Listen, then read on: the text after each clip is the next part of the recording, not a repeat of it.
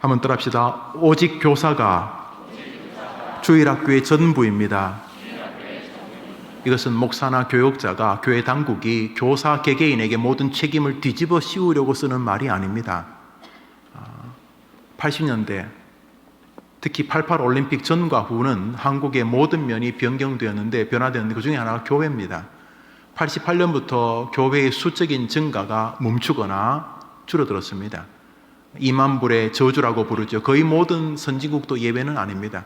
등 따시고 배부르면서 주님께 매어 달리는 신앙인들이 조금씩 교회를 나태하게 대하는 것은 인류의 모습이고 역사의 증거이기도 하며 우리나라도 예외가 아니었어.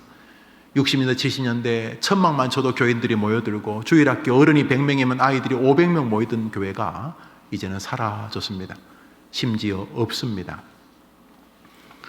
1988년도 우린 대한민국이 전 세계 올림픽으로 유명해지면서부터 교회에도 영향을 입었는데 주일학교의 쇠락입니다.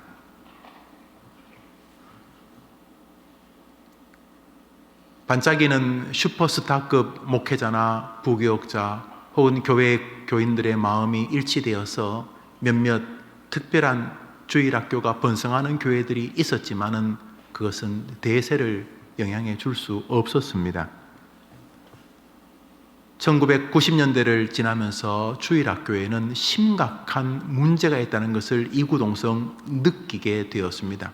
우선 시대, 환경, 여건, 아이들의 분주함, 부모의 요구사항이 자꾸 변화된 것이죠. 90년대에서 2000년대를 지나면서 주일학교가 확연하게 몰락하고 있다는 것을 한국교회가 뒤늦게 확인하게 되었습니다. 2020년 현재 대한민국의 약 60%의 교회가 주일학교가 없습니다. 당연히 주일학교를 섬길 교역자도 둘 수가 없습니다. 지금부터 6년 전인 2015년에 우리나라 공신력이 있는 통계기관인 통계청이 전국민 인구 센서스를 조사하면서 종교난에 본인의 종교도 기입하게 했습니다. 지금부터 6년 전입니다. 불교, 천주교, 기독교 혹은 개신교 이렇게 나눠서 다른 종교도 있지만은 그런 중요한 종교들을 중심으로 인구 조사를 발표했는데 2015년 발표 기독교의 숫자가 967만 5,761명 그러니까 967만 명 정도가 자신이 기독교라고 말했습니다. 일명 개신교입니다. 국민 대비 19.7%, 약 20%의 국민이 자신의 종교가 기독교라고 말했습니다. 이 960만 가운데 이단들이 약 150만 정도로 추정을 합니다.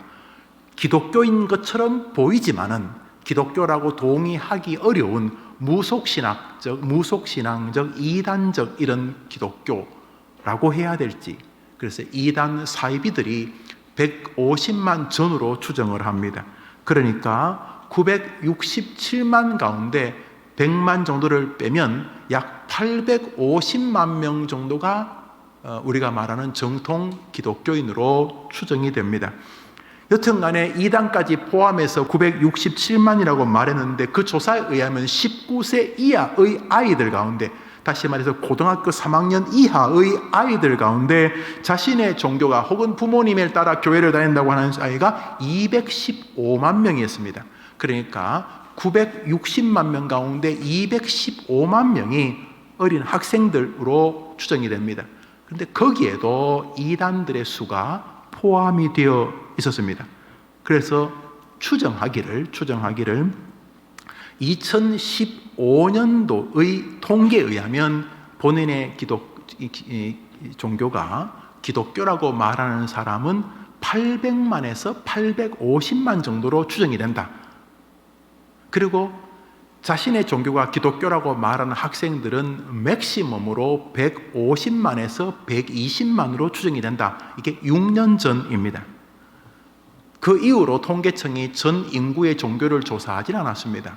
올해 한국갤럽이 한국인들의 기독교 의식에 굉장히 많은 표본을 가지고 조사를 했습니다. 조사를 한 결과 자신의 종교가 기독교라고 말하는 사람은 17%였습니다.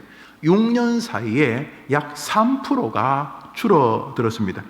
약 150만 명이 자기의 종교가 더 이상 기독교가 아니다 이렇게 말한 것입니다. 그러니까 2015년도에 이단을 포함해서 967만이던 기독교인 수가 6년이 지난 올해 자신의 종교가 기독교라고 말하는 이단까지 포함해서 850만 정도가 되었다는 말입니다. 그러니까 기독교 인구가 150만 정도가 줄어들었는데 거의 기독교 미래학자들의 의견과 일치합니다. 그러면 현재 19세 이하의 교회에 출석하는 이단을 제외한 우리 영아, 유치, 아동, 청소년부, 청년부를 제외해서 영아, 유치, 아동, 중등학생, 고등학생까지를 합치면 우리나라의 다음 세대라고 말하는 어린이들 혹은 학생들은 몇 명이나 될까? 약 70만 명 정도로 추정을 합니다. 타교단에서는 약 50만 명 정도로 추정을 합니다. 다시 말해 대한민국의 교회를 다니는 학생들은 약 5, 60만 명 정도라는 것입니다. 그런데 통계에 의하면 한 해 약 13% 전후가 줄어듭니다. 아이들이 태어나서 교회로 유입되는 수보다 빠지는 수가 더 많아서 한 해 통계로 보면 작년보다 총수가 13% 전후가 줄어든다. 이렇게 따지면 앞으로 한국교회는 7년에서 10년 뒤면은 주일학교가 있는 교회가 마치 천연기념물 같은 교회가 될 것으로 보입니다. 불행하지만 저도 크게 이견이 없습니다. 설마 7년 뒤의 조국교회는 10년 뒤의 조국교회는 슬픈 자화상을 우리가 세상에 보일 가능성이 90% 이상입니다. 제가 공부할 때에 저를 지도했던 로이 존스 목사님의 제자이기도 하고 영국 진리의 깃발 책임자 편집장이었던 모리스 로버츠라는 분이 계셨습니다. 제가 공부할 때가 지금부터 한 7, 8년 전인데 그때 50대 후반이 있었습니다. 근데 그분이 제게 뭐라고 말하냐면 미스터 김, 자신이 어릴 때 그러니까 그때 한 50대 후반, 한 60쯤 되신 분이 자기 어릴 때, 그러니까 40년 전을 말하는 것입니다. 자기가 어릴 때 자기 고향교회 어른을 빼고 학생들만 2,000명이 모였다 그랬어요. 60 되신 목사님이 자기가 중고등학교 때 자기 교회에만 주일 학생이 2,000명이었다는 거예요. 40년 전에. 그런데 그분이 지금 자기 교회 애기들부터 어른까지 다 합쳐서 20명이나 그랬어요. 40년 만에 벌어졌는데 한국은 3배쯤 빠를 겁니다. 그렇게 된 이유가 자유주의 신학, 리버럴 디올로지와 동성연애라 그랬습니다. 특히 이 호모섹슈얼리티, 동성연애는 대충 지나갔대요. 그쪽 이상한 놈들, 그 별난 놈들 몇 명이 그러겠지 싶었는데 그것이 정치와 달라붙고 이데올로기와 달라붙으면서 인권 이런 것들과 달라붙으면서 그 뒤에 있는 사단이 주님의 창조 질서를 파괴하는 것으로 맞물려 가지고 교회를 절단내게 되었다는 거죠. 그런 면에서 지금 동성애에 대해서 이렇게 저항하는 나라는 선진국에서는 우리나라 정도밖에 없습니다. 그 놀라운 일이죠. 특별히 가족 전통을 강조하는 성균관 유생들이 가만히 있는 것은 슬픈 비극이 아닐 수가 없습니다. 동성동본 결혼하는 거 그렇게 난리치던 사람들이 다 어디 갔는지 알 수가 없어요. 그러나 기독교는 창조 질서에 인해 저항을 하고 있지요. 그래서 저도 다른 정치적인 행위는 뭐 할 마음도 없고 목사는 그럴 필요가 없다 생각합니다. 그러나 반동성애 사상에 대해서는 저는 제가 할 수 있는 일을 할 것입니다. 왜냐하면 하나님을 조롱하는 것이기 때문에. 여튼 간에 자기가 어릴 때 2,000명 주일학교가 모이던 교회가 어른하고 애들 다 합쳐서 20명밖에 안 된다는 말은 제게 너무나 강력한 기억입니다. 왜냐하면 우리나라가 가게 될 가능성이 있기 때문입니다. 참으로 많은 사람들이 88년도 이후로부터 한국교회를 살려보겠다고 노력을 했습니다. 그렇지만 서서히 움직이면서 2000년대에 들어서면서 확연하게 무언가 주일학교 학생들에게 문제가 생겼다는 것을 교회 당국도 인정하게 되었습니다. 담임 목사도 몸부림치고 담당 교육자도 몸부림치고 교사도 시간을 내고 몸부림치고 많은 재정을 주일학교에 쏟아붓지만은 그 재정의 대가가 너무나 참혹합니다. 도대체 한 명 전도한테 얼마가 드는지도 모를 만큼 많이 투자하지만은 아이들은 그 자리를 답보하고 있거나 줄어듭니다. 학원 가야 됩니다. 교회는 좋은 학교 간 다음에 가도 늦지 않습니다 하는 이 대세가 훨씬 더 강한 그들의 복음이 되었기 때문이고, 사회에서 창조론은 뻥입니다. 진화론이 진실입니다. 교회는 꼰대 같은 사람들이 모인 곳입니다. 교회 시설보다 학교 시설이 훨씬 더 좋습니다. 이러면서 교회의 몰락화를 사회적으로 부추겼습니다. 거기다가 몇몇 교회의 연약함 때문에 그것을 침소봉대해서 마치 교회가 다 불의한 것처럼 말하면서 매스컴에 예민한 민족인 우리의 백성들에게, 특별히 어린아이들에게, 부모들에게 부정적인 영향을 심어 주었습니다. 여기에 한국교회 주일학교의 교사들의 원망과 불평이 생겨나는 지점이 형성되었습니다.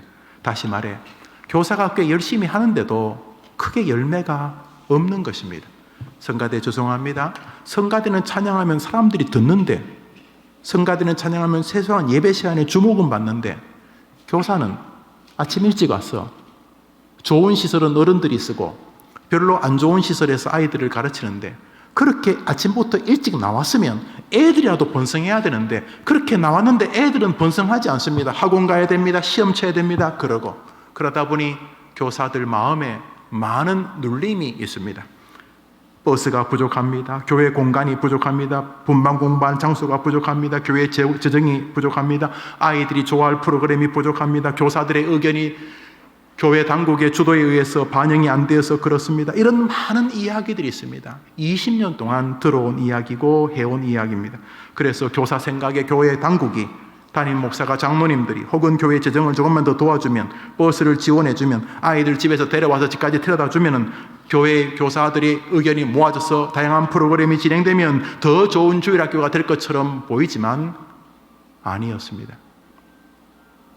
지난 20년 동안 한국교회는 온갖 주일학교를 발전시켰다고 몸부림쳤지만 한두 교회를 제외하고는 다운그레이드를 막을 수가 없었습니다. 지난 30년 동안 그렇게 해서 안 된다는 것을 증명한 것입니다.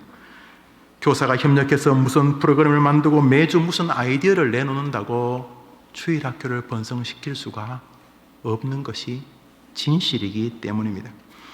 대부분은 주일학교를 세워보겠다고 담당 교육자를 세웁니다. 주로 신학교를 막 입학하거나 신학교를 다니는 신학생들이거나 혹은 부교육자 혹은 우리 교회처럼 전임 교육자를 세워보지만은 별반 다르지 않습니다.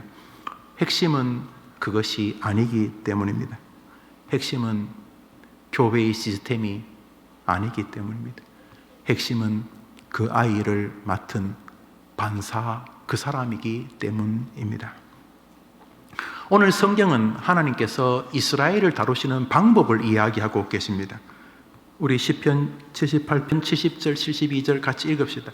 읽습니다. 시작. 또 그의 종 다윗을 택하시되 양의 우리에서 취하시며 저 양을 지키는 중에서 그를 이끌어내사 그의 백성인 야곱 그의 소인 이스라엘을 기르게 하셨습니다. 이 다윗이라는 한 사람을 끄집어내어서 이스라엘이라는 목장을 키우게 하셨다 그랬습니다. 시스템이 아니고 사람, 다윗이라는 사람을 그 무리 중에서 하나 뽑아가지고 너가 이 목장에, 이 반에 목자가 되라 그래서 다윗을 목자로 세워서서 그 무리, 그 목장을 기르고 양육하게 하셨다, 이런 내용입니다. 그래서 다윗이 순종했겠죠. 그래서 다윗이 예 알겠습니다. 아이고 저는 부족한데 내가 네 부족한 거 아니까 네가 나의 명을 따라서 목자로서 너의 양떼를 먹이라, 이렇게 해서 다윗이 하나님 앞에 부름을 받아 이스라엘이라는 목장을 경영하죠. 여러분 아시죠? 다윗.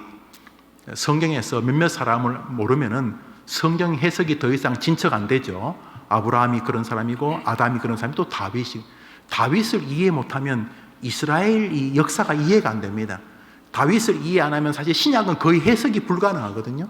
예수님 지나갈 때 왜 다윗의 후손이라고 말하는지, 왜 이새의 줄기에서 메시아가 나오는지 우리가 잘 이해를 못하죠. 왜 다윗성이 기쁜지. 보라, 이 다윗의 동네에 너희를 위하여 메시아 났다, 전혀 이해 안 되죠. 왜? 다윗이란 사람을 통해서 일하는 것이 하나님의 뜻이기 때문입니다.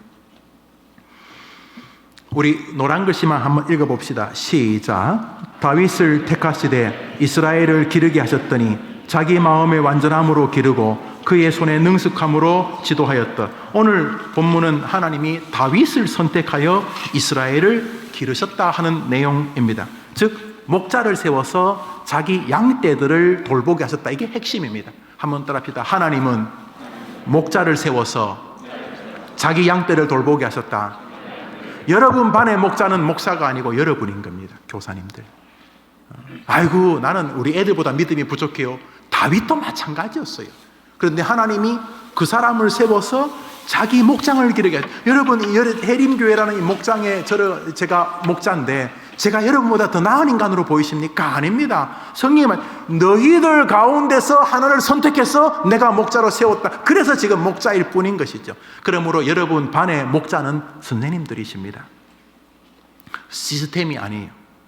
교회가 도와주면 뭐 좀 도움 되겠지만 별 도움 안 돼요.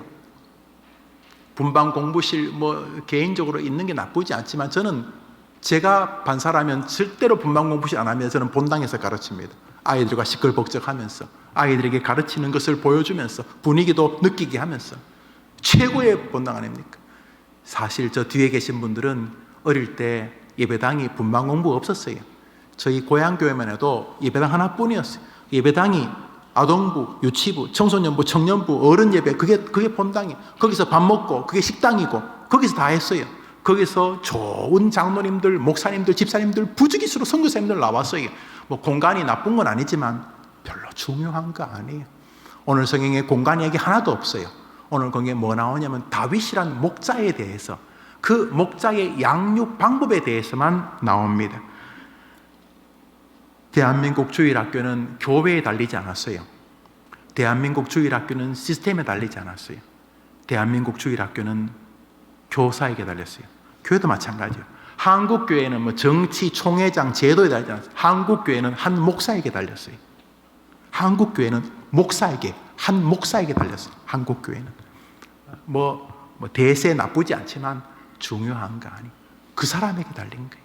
여러분 반이라는 교회는 여러분 교사님이 목자인 거예요. 하나님이 여러분을 선택하시. 다른 많은 사람도 있지만 하나님이 무슨 이유인지 다윗을 선택해서 네가 목자가 되라. 다윗이 선택받은 다음에 두 가지를 해요. 바로 우리가 해야 될 것이에요.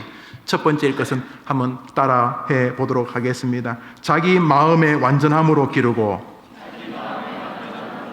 한번 답시다. 1. 자기 마음의 완전함으로 기르고 2. 손의 능숙함으로 지도하였더라. 다윗이 이제 갑자기 자기도 어설픈데 하나님이 네가 목자되라니까 다윗이 갑자기 목자가 되었어요. 그런 다음에 두 가지 방식으로 길렀다는 거죠. 하나는 뭐로 길렀어요? 따라합시다. 마음으로 기르고 능숙한 손으로 기르고. 여러분 해봐. 시작. 이 다예요. 여러분이 1년 동안 교사하면서 아이들을 뭐로 길러야 된다고요? 뭐로 길러야 돼요? 뭐로 길러야 돼요? 두 번째로요. 능숙한 손으로. 그러니까 마음으로 기르는 일이 없이 능숙한 손은 능숙한 손이 아니고 그냥 스킬 뿐일 거예요. 반대로 손은 별 관심 없고 마음으로만 기르겠다고 하면 게으른 목자일 가능성이 높아요. 그래서 이 목자는 자기 양떼를 두 가지로 길렀어요. 하나는 마음의 완전함으로 기르고 손의 능숙함으로 지도했다. 이 두 가지가 목자, 교사, 목사에게 있는 것이죠. 그건 가정의 가장도 마찬가지예요. 마음으로 기르고 손의 능숙함으로 길러야 되겠죠. 이미 감이 오실 겁니다. 마음으로 어떻게 애를 기르지? 눈물로, 애절함으로. 그러니까 할 수 없이 하나님께 매어달려 기도하면서 새벽마다 교회를 안 나올 수가 없어. 진짜 교사는 애 때문에 안 나오지지가 않아. 이게 아주 난공불락이야 얘가 그냥. 그래서 이 아이를 마음으로 기르려고 하는데 그게 잘 안 돼. 마음으로 뭐라 그러면 꼴값 하고 있네. 아이고 쇼한다 그러고. 그러니까 마음으로 기르려고 하는데 이제 진짜 내 마음인지도 잘 모르겠어. 그러니까 하나님께 매어달려 기도하게 되는 거죠. 다윗이 왜 시편을 썼어요? 시편이 뭐예요? 기도문이잖아요. 왜요? 안 되니까. 이스라엘을 기르고 싶은데 안 되니까. 그러니까 마음으로 기르는 거죠. 동시에 손의 능숙함이 부족한 것은 우리가 책임을 져야 돼. 교육기획원이 이 일을 도울 거예요. 아니, 사실은 여러분이 이미 배운 것만으로도 충분히 탁월한 교사가 될 수 있어요. 오늘은 먼저 마음의 완전함으로라고 이야기를 하려고 하는데 3시가 되었어요. 그래서 우리 학생들하고 청년들하고 내가 3시쯤에 마치겠다고 약속을 해가지고 지금 마음에 아주 깊은 고민이 있어요. 그래서 좀 해보겠어요. 다음 주에 한 번 더 할 때, 다음 주는 한 분의 간증과 뭐 두세 번 하면 되겠지만 손의 능숙함에 대해서 좀 말씀을 드리겠어요. 이미 설교는 사실 다 했어요. 마음의 완전함이 뭐냐? 답은 없어요. 그렇지만 하나님 앞에서 먼저 체크, 인정을 받아야 돼요. 저 선생이 애를 마음으로 기르려고 하는구나. 그냥 대충 출석이나 부르고 디딤돌 한번 읽어보고 서는 게 아니고, 저 선생이 애를 나의 자녀로 알고 하나님의 자녀로 알고 마음으로 기르려야지만 되는구나. 이게 마음으로 안 기르면 이게 안 되는 거구나. 근데 내 마음이 없잖아. 그러면 우선 달라고 해야지. 하나님, 나도 마음으로 아이들을 기르러야 될 텐데 내 마음이 지금 전혀 콩밭에 가 있는 것 같습니다. 그래서 이번 교사하면서 내가 마음의 완전함이다, 이 말은 하나님 앞에서 기도하고 그 아이가 정말로 하나님의 사람으로 자라기를 원하고, 또 나 같은 죄인을 저 아이의 영혼을 맡은 사람으로 세우신 것은 뜻이 계실 텐데 하나님이 나를 너무 과대평가하신 것 아닌가. 그럼에도 불구하고 하나님이 그러셨기 때문에 내가 아이들을 정말 마음으로 길러야 되는데 내가 아이를 위해서 하루에 한 번 이상은 기도하고 있나? 나는 진짜 마음으로 기르는 목자가 맞는가를 돌아본다면 이제 교사로 이제 출발하는 것이 되는 것입니다. 마음의 완전함이란 말은 히브리어로 톰이라는 단어인데, 톰은 온전한, 흠없는, 성실한 이런 의미를 갖습니다. 그러니까 마음으로 아이 앞에 성실하게 대하려고 하느냐, 그게 우리의 기도 제목이 있게 되는 것이죠. 우리 가운데 내가 마음으로 우리 반 아이들을 정말 사랑한다고 완벽하게 말할 수 있는 사람이 있습니까? 그래서 기도하게 되는 거죠. 하나님, 우리 반 아이들이 나하고 1년 동안 살면서 정말 하나님 만나고 또 하나님 체험하고 심지어 나보다 믿음이 더 자라면 좋겠습니다. 저 아이들도 인생이 굉장히 힘든 일이 분명히 다가올 텐데 하나님, 저 아이들이 정말 하나님 은혜 속에 있기를 원합니다. 그래서 다윗은 자기도 고만고만했는데 그 중에서 이렇게 선택을 받아 목자가 되는 순간 마음으로 길렀다 하는 것입니다. 마음으로 다가가는 것은 사명을 점검하는 것이요, 마음으로 다가가는 것은 하나님께 도움을 빌고 하나님을 의지하는 것입니다. 여러분, 요즘 아이들이 어려운 일이 생기면 부모랑 상담 안 합니다. 친구랑 상담합니다. 친구랑. 왜요? 친구가 뭐 둘이 또찜 개찜이기 때문에 상담해도 안 되지만 왜 어른들하고 상담 안 하고 왜 인생의 중요한 걸 친구랑 상담합니까? 최소한 친구는 마음이 통하기 때문입니다. 그죠? 여러분, 친구들 다 알아요. 부모만 모르지. 왜 그래요? 왜 그러냐고요? 걔가 해결은 못해도 마음은 통하거든요. 마음은. 그래서 교사가 아이들하고 마음이 통하자, 자 우리 야자 타임 하자, 그런다고 마음이 통하냐 말이죠. 그러니까 마음으로 기르려고 하면 안 되잖아요. 안 되니까 하나님께 비리게 되는 거예요. 하나님, 마음으로 기르고 싶은데 그게 시작인데 이 마음으로 안 되니까 계속 앉아가지고 엉뚱한 거나 하는 것 같은데, 하나님, 내가 이 아이들을 마음으로 기르려고 좀 도와주십시오. 그러면 기도하게 되는 거죠. 그리고 그것이 하나님의 은혜로 아이들에게로 전달되는 것이죠. 여기 교육자가 도울 수 있다? 불가능합니다. 담임 목사, 담당 교육자 있겠지만 거의 불가능합니다. 반사에게 모든 것이 있습니다. 제가 농담하는 게 아니에요. 제가 뭐 한두 분 교육자 이름을 기억하려면 애써 기억하겠지만 제가 다니면서 얼마나 많은 교육자 만났겠습니까? 어린 시절부터 지금까지. 거의 기억 못해요. 담임 목사님 정도. 그렇지만 저를 가르쳤던 선생님들은 기억합니다. 어떤 선생님? 내게 마음으로 와주셨던 선생님.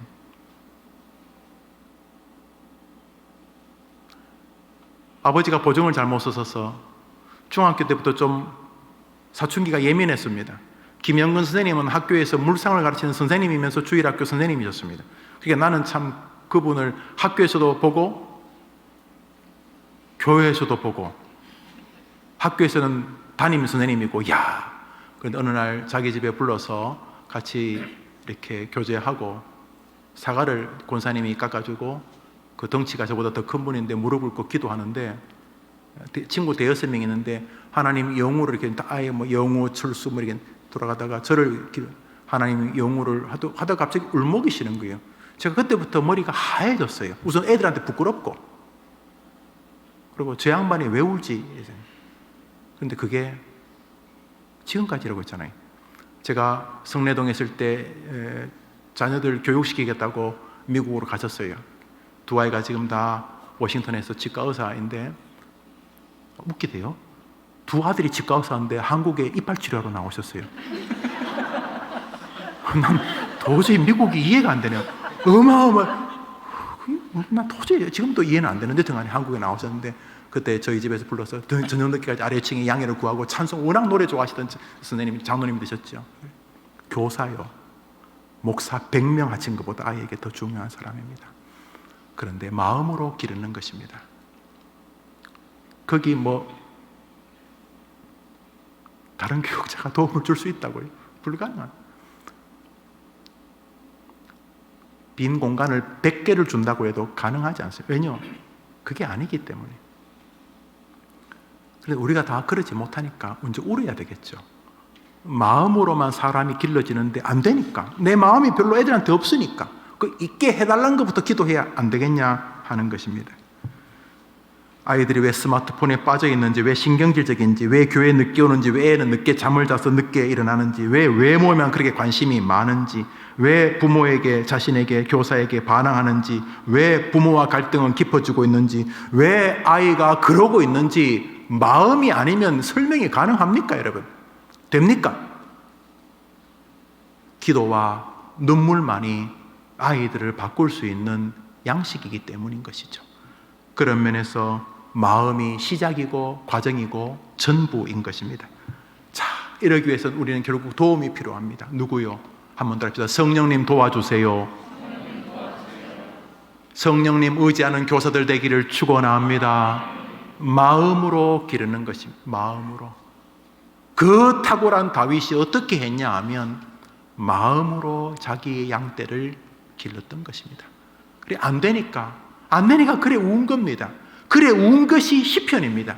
시편 대부분이 다윗의 기도 아닙니까? 왜요? 마음으로 안 되니까, 지 힘으로 안 되니까 빌고 빙고 하나님 어떻게 하면 좋겠습니까? 우리 반 아이들 어떻게 하면, 이 아이들 어떻게 하면 좋겠습니까? 그러니까 새벽마다 애들 놓고 기도 안 할 수가 없는 거죠. 안 할 수가 없는 거죠. 그런데 하나님께서 그때 성령으로 역사해 주신 거죠. 할렐루야. 자, 그러면 성령의 힘을 받는 것만 보고 마칩시다. 에베소서 6장입니다. 읽읍시다. 시작. 그러니까 마음으로 아이들을 가르치려면은 이걸 동의하는 거예요. 첫째로 마음과 능숙한 손인데, 능숙한 손은 다음 주에 제가 말씀드리겠다 했죠. 마음으로 가르치려면 성령님이 도와줘요. 없는 마음도 생겨야 되고, 애들이 보면 미안하고, 그냥 애 딱 생각하면 너무 미안하고, 그냥 자기 반 아이들 이름만 딱 보면 그냥 가슴이 울컥거리고 너무너무 죄송하고, 그냥 애들한테 죄송하고, 그 애들의 아버지 하나님께 죄송하고, 부모들에게도 막 미안하고. 그래서 애들, 이게 성령님이 도와줘. 성령님이 그런 마음 주셔야 되는 거예요. 그래서 이거 내가 애들을 마음으로 길러야 되는데, 요 새치 혀로 길렀거나, 근데 그랬나? 아이고 내가 불성실로 길렀나? 야, 내가 교사가 아니구나. 내가 이러면 이제 교사예요. 이게 시작이에요. 그런데 이게 성령님이 그런 걸 주셔야 돼요. 성령님을 내가 오라가라 못하잖아요. 성령님이 내 안에 있으면 나도 마음으로 할 텐데, 성령님이 내 안에 있는 힌트를 주셨어요. 성령의 역사, 성령의 가장 파워풀한 게 검이 그거잖아요. 가장 주먹으로 싸워도 되겠지만 검이 제일 파워풀하잖아요. 성령의 검이란 말은 성령의 가장 엑기스, 성령이 가장 강하게 역사하는 것이 내 안에 있기만 하면 나도 마음을 할 텐데 그게 뭐라고요? 그게 뭐라고요? 말씀입니다. 말씀. 그러니까 교사들은 마음으로 기르기 위해서는 여러분 안을 무엇으로 채워야 됩니까? 말씀으로 채워야 됩니다. 말씀이 없으면 다시 말씀을 들려달라고, 말씀을 사랑하게 해달라고, 다시 말씀에 사로잡히게 해달라고, 누가 나를 이렇게 스폰지에 물들었을 때 꽉 누르면 물이 주르륵 흐르는 것처럼 누가 나를 붙잡으면 그냥 내 안에 있는 즐거운 말씀이 나오도록 주여 말씀으로 나를 충만케 해 주시옵소서. 이것이 마음으로 학생들을 기르는 교사의 태도인 것입니다. 이런 마음으로 기르기 위해서 반복적으로 여러분에게 드렸던 것은 기도입니다. 마가복음 9장을 읽읍시다. 읽습니다. 시작.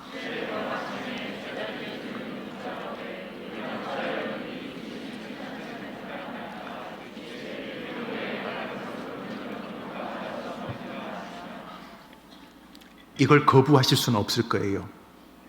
그게 교사이기 때문에. 마음의 완전함으로 기르기 위해서는 성령님이 필요하고, 성령님이 필요하기 위해서는 내 안에 말씀이 들어야 되는 거 동감해요. 그런데 그게 원칙적인 동의지 그것이 내 것이냐는 다른 문제예요. 지금 요 패러다임이 내 것이 되는 거의 유일한 방법은 기도예요. 주님 뭐라 그랬어요?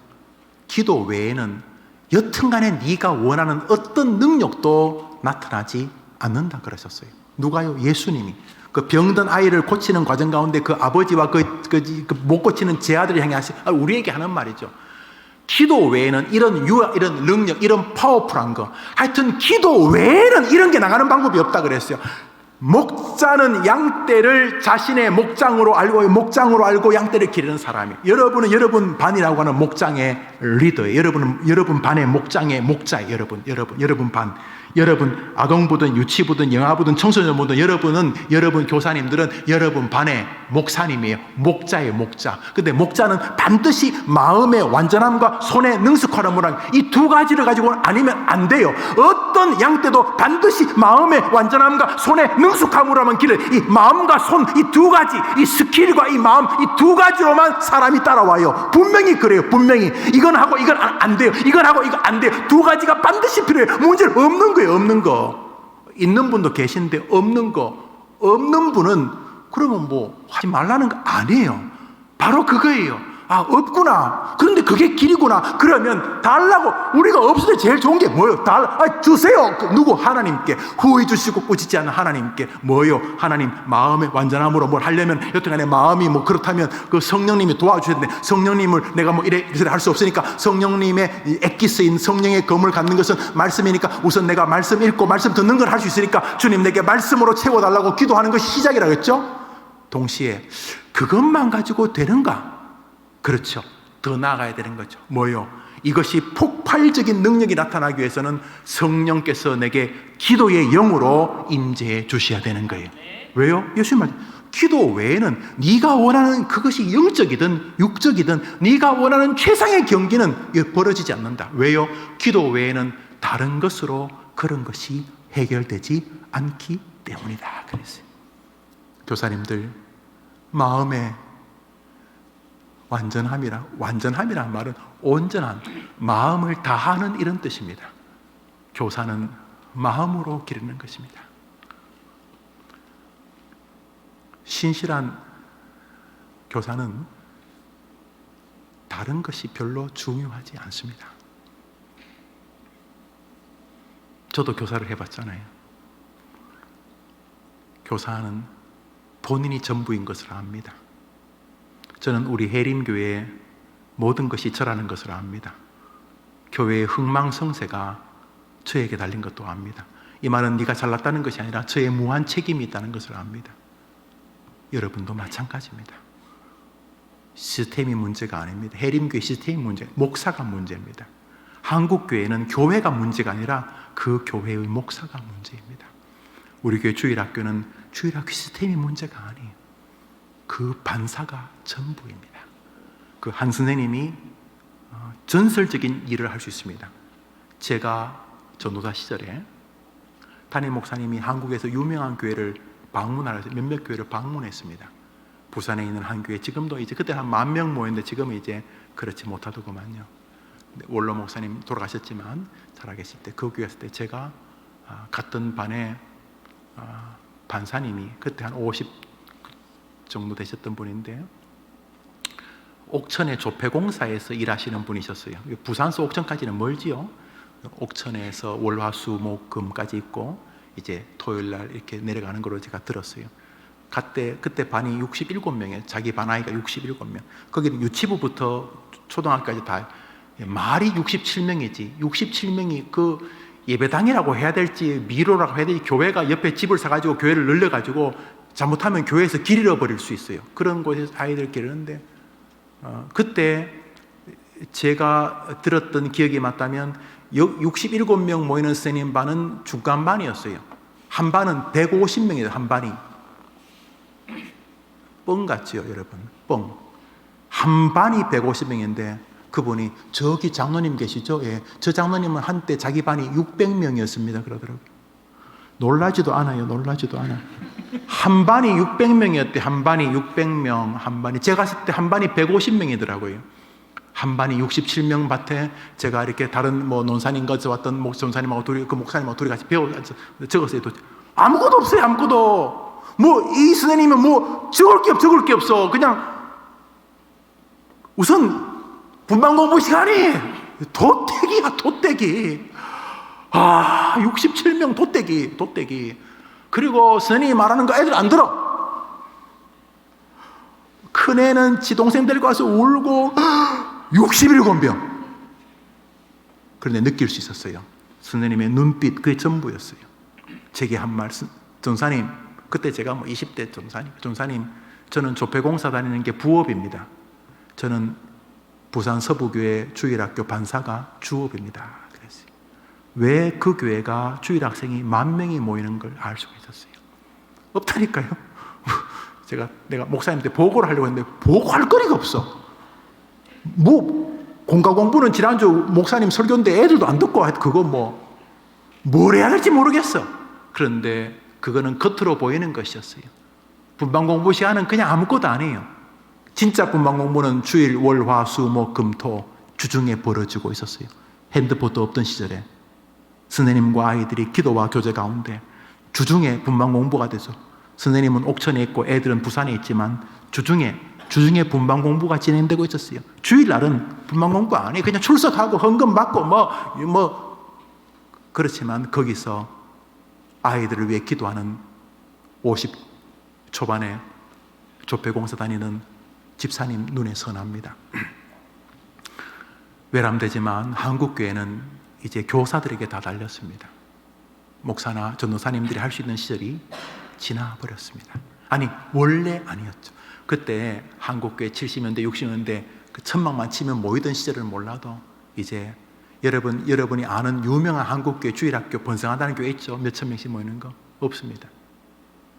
제가 조사를 해보니까 한국교회 거의 모든 유명한 주일학교도 몰락화되고 있습니다.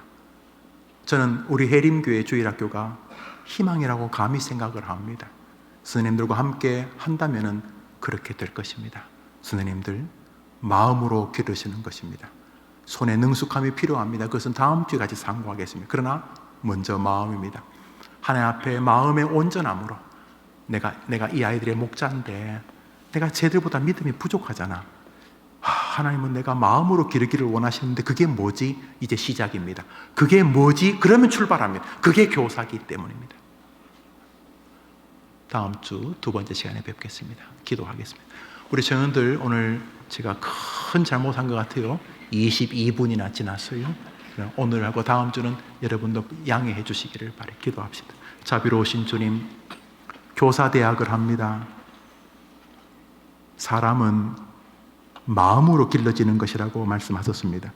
그리고 하나님은 그것을 지켜보시겠다고 하셨으니 우리 해림교회 주일학교 스님들이 그렇게 되게 해 주시옵소서. 그게 뭔데? 그러면 시작이 되는 줄 압니다. 마음으로 기른다는 게 뭔데? 그러면 시작하는 줄 압니다. 하나님 아버지, 하나님이 진단한 이스라엘의 문제, 하나님께서 진단하신 이스라엘의 문제는 구조나 제도가 아니라 목자의 문제였습니다. 그래서 하나님은 다윗이라는 목자를 세우셨습니다. 나의 반, 나의 주일학교, 내 반이 바로 나의 목장이고 나의 이스라엘이고 우리의 목양지이고 우리 스님들이 바로 그 목장의 목회자이고 목자입니다. 마음으로 기르게 도와주시기를 원합니다. 마음으로 기르려고 하니 성령님이 도와주셔야 되고 성령님이 도와주시려면 말씀으로 채워야 되니 성령의 검 곧 하나의 말씀을 가지는 우리 스님들이 되게 해 주시옵소서. 대한민국의 수많은 교사님들 가운데 가장 말씀을 사모하는 스님들이 해림교회 주일학교 스님들이 되게 해 주시옵소서. 아이들을 변화시키는 마음은 기도로만 가능하다는 걸 믿고 기도하게 하여 주시옵소서. 예수님의 이름으로 기도합니다. 아멘. 여러분의 성도님이 드린 헌금과 여러분들을 위해 기도하고 제가 축도로 예배를 마치면 이후에 우리 청년들이 이후에 예배 순서를 가지시기를 바랍니다. 구주 예수님의 은혜와 하나님의 사랑과 성령의 교통하심이 주일 오후 N 청년 찬양 예배, 특별히 오늘은 교사대학 한 해를 끝내면서 언젠가는 해야 될 교사대학 시간을 가졌습니다.